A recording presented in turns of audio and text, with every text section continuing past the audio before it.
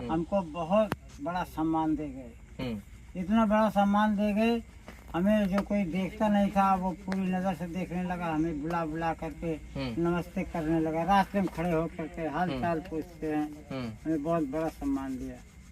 पूरा भौकाल हो गया रामचेत जी का। हाँ जी, हमें बहुत ऊंचे उछाल दिया है। बहुत ऊंचे। बहुत पता है आपको कि आपकी बातें सदन तक गई हैं?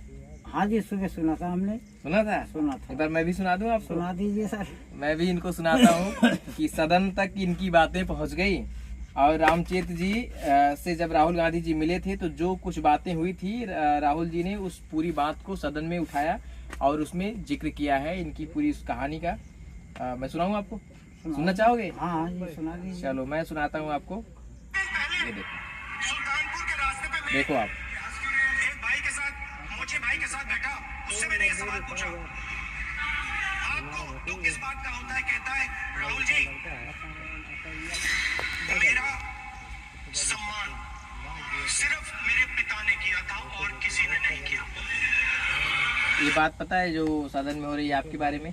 हाँ जी, हमने बोला था। अच्छा, क्या आपसे ऐसा सवाल राहुल गांधी ने किया था कि आपको दुख किस बात का होता है? ऐसा सवाल किया था? किए थे।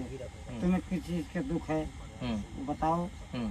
तो हमने बताया कि हम बहुत गरीब हूँ और कमजोर हूँ, निर्धन हूँ। हमें दुख इसी बात का है कि आज तक हमें सम्मान, हमारी आंखें भर आई। तो हमने बोला कि साहब, आज तक हमारा सम्मान किसी ने नहीं किया, केवल हमारे पिताजी करके गए, आज हम यहीं के यहीं हैं, तो दूसरा सम्मान आपने दे दिया। अरे वाह, ये कहते हुए आप भावुक भी हो गए। हाँ जी, हाँ जी। तो राहुल गांधी जी ने दूसरी बार सम्मान दिया और पहली बार आपके पिता ने दिया। हाँ जी, पहली बार पिताजी ने दिया, दूसरी बार राहुल गांधी ने दिया। अच्छा, रामचेत जी कितना पढ़े हैं लोग जानना चाहते हैं? हम पहले की पढ़ाई केवल 5 किताब पढ़े हैं। गरीबी अवस्था में हमारे पिताजी कैसे कैसे हम लोग को जिंदा रखे थे। हाँ जी। तो रामचेत जी, आपको जो मशीन, बड़ी सी मशीन एक दिया है राहुल गांधी ने, ये सोच करके कि आप थोड़ा सा आगे अपना काम बढ़ा पाएंगे जूता चप्पल का, तो क्या क्या काम करेंगे उससे? उससे हम पर्स बनाएंगे, बेल्ट बनाएंगे, बैग बनाएंगे, तिरपाल भी सिएंगे, चप्पल भी सिएंगे, जूता कपर भी सिएंगे। इसको हम कई कामों में लाएंगे। हाँ जी। तो अभी बताओ रामचेत जी, ये सब पता है, काम करने के लिए एक अच्छा कलाकार होना जरूरी है, उसके लिए अच्छी जानकारी के लिए एजुकेशन, शिक्षा होनी जरूरी है। जो लोग क्या कुछ आपने कभी इसको सीखा, किसी ने बताया, कुछ पढ़ाई लिखाई इसके बारे में की? हम विधायक नगर मोड़ पे यानी कि गुप्तारगंज में 40 साल से हैं और यही काम कर रहे हैं। जूता चप्पल के विषय में आप कहीं से भी कहीं खुलवा लीजिए, फिटिंग करवा लीजिए, नया बनवा लीजिए, कैसी भी कटिंग हो। कारीगरी में हम अपने आप को बहुत होशियार समझते हैं और आज तक करते आया हूँ इसी काम को। आप बहुत अच्छा बोलते हैं। आप कह रहे हैं कारीगरी में हम, मतलब बहुत होशियार मैं खुद को समझता हूँ। हाँ, क्योंकि हम विश्वकर्मा योजना में फॉर्म डाले थे तो वहाँ 10 दिन की ट्रेनिंग गए थे। वहाँ सिखाने के लिए आए थे आगरा से, मास्टर आए थे।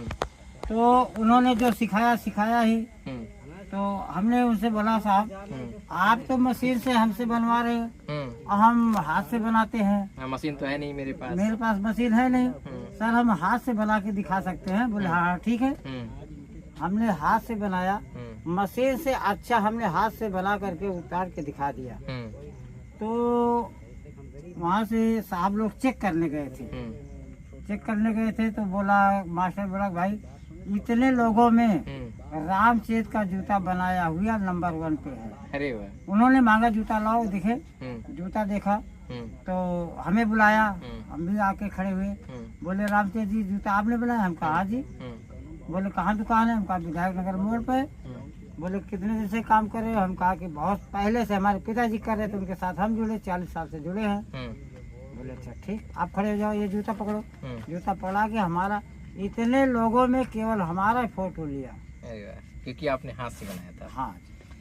तो ये रामचेत जी के जीवन से जुड़ी हुई कहानी थी, लेकिन मैं इनकी माली हालात को आपको दिखाने की कोशिश कर रहा हूँ। रात के तकरीबन 9 बजे मेरे आने का मकसद केवल ये है कि मैं जान पाऊँ कि रामचेत जी की वास्तविक स्थिति क्या है, जो दुकान से बाहर उनका जो घर है, उनका ठिकाना जो है, सुकून की नींद, रोशनी, चैन, जो कुछ भी यहाँ इनके घर में होता है, प्रकाश कैसे होता है, गर्मी का ये आलम की बेना डुला रहे हैं रामचेत जी। जब मैं बैठा हूँ और मैं खुद भी पसीने से तरबतर हूँ, आप भी तरबतर हैं।